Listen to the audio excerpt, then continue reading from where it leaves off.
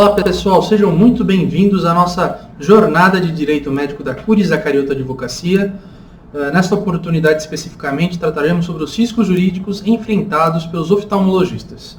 Pois bem, anteriormente nós costumávamos fazer os nossos webinários, mas justamente por atentar que era um conteúdo longo demais, nós estamos optando agora por fazer esse conteúdo parcelado em 3 vezes, né? Hoje nós faremos um vídeo introdutório, retomando algumas questões muito básicas das responsabilidades que podem ser enfrentadas por um médico. Então, antes de mais nada, nós precisamos constatar que nos últimos 10 anos, de fato, os médicos têm sido muito mais processados do que em outrora. Em específico, os oftalmologistas, sobretudo em casos cirúrgicos, têm sofrido muitas ações indenizatórias, têm sofrido por processos éticos, né? E é isso que nós vamos tratar hoje. Pois bem, então vamos começar retomando um conceito muito simples. O que é um erro médico? Um erro médico, de forma muito sucinta, pode ser caracterizado como uma falha numa prestação de serviço. Essa falha ela pode ser caracterizada de 2 formas. Pelos termos firmados num contrato, então, desrespeitando esses termos, você pode ter o erro médico configurado, mas também você pode ter o erro médico configurado pelo desrespeito de compromissos objetivos do ofício médico. Então, questões que realmente não precisam estar firmadas e formalizadas no contrato, mas pelas quais o médico pode ser responsabilizado desde que as desrespeite. O novo Código de Ética Médica, no seu artigo 1º, ele já ilustra isso de forma muito clara. Eu vou fazer a leitura aqui para vocês. Então, é vedado ao médico causar dano ao paciente por ação ou omissão caracterizável como imperícia, imprudência ou negligência. Estes 3 termos que nós acabamos de ouvir são justamente aqueles pelos quais deságua a culpa. Então a culpa pode ser caracterizada pela imperícia, quando alguém age sem ter a técnica, sem ter a devida habilidade para fazê-lo. Pode ser pela imprudência, quando age, mas age mal. Ou pela negligência, quando se omite mal, né? Quando não deveria se omitir, mas assim o faz. Então, nós devemos entender 2 coisas muito claras. A culpa ela é uma dos requisitos para que se demande um ressarcimento por parte do paciente, né? Se indenize em razão de um dano. Agora, a culpa, como nós já falamos, ela pode ser caracterizada por um dever extracontratual ou contratual. O contratual é mais fácil de notar, o extracontratual é o que nós chamamos de ato ilícito. Então vamos aqui fazer um resumo que eu fiz basicamente a partir dos dispositivos constantes em todo arcabouço jurídico que trata das relações entre médicos e pacientes, então dos deveres do médico para com seus pacientes. Então, a grosso modo, nós podemos citar o dever de conselho, o dever de cuidado, o dever de obtenção de consentimento esclarecido, o não abuso do poder, o dever de sigilo, de aprimoramento dos conhecimentos e uso do progresso científico, prescrição clara, atendimento dos pacientes em estado urgente e informação do paciente sobre os riscos e objetivos de atividade médica. Então, a grosso modo, todos os dispositivos, todas as vedações e todas as obrigações do médico no exercício do seu ofício partem desses princípios.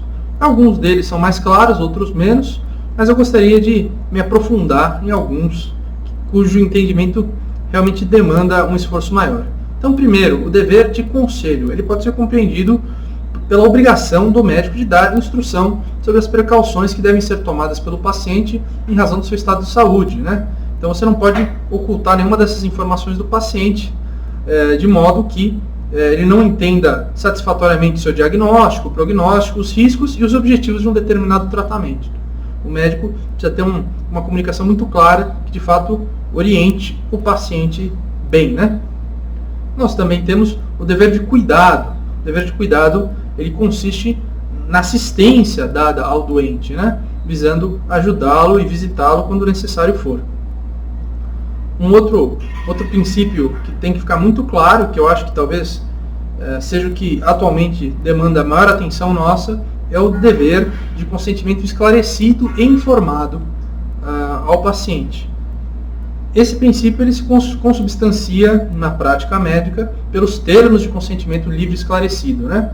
Que de fato ainda hoje os médicos no exercício da sua profissão, bem como todos os profissionais da saúde são extremamente carentes, né? Porque é realmente necessário um conhecimento muito aprofundado das possíveis decorrências jurídicas de uma informação não prestada adequadamente, né?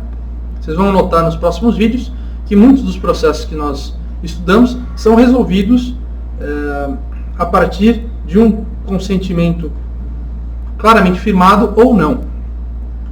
Nós temos também o dever de não abuso do poder por parte do médico, isto é, o médico não pode ir além daquilo firmado em contrato.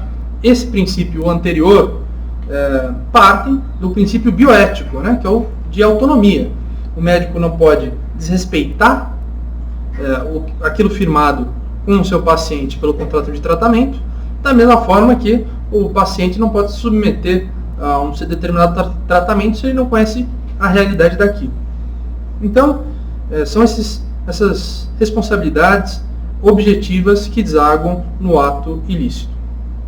Uma última informação muito importante, antes que nós entremos nos próximos vídeos, que virão na quarta e na sexta-feira, é que a responsabilidade médica ela pode vir por 3 esferas, né? A civil, que é a patrimonial, na qual se visa ressarcir o paciente por um dano causado pelo erro médico.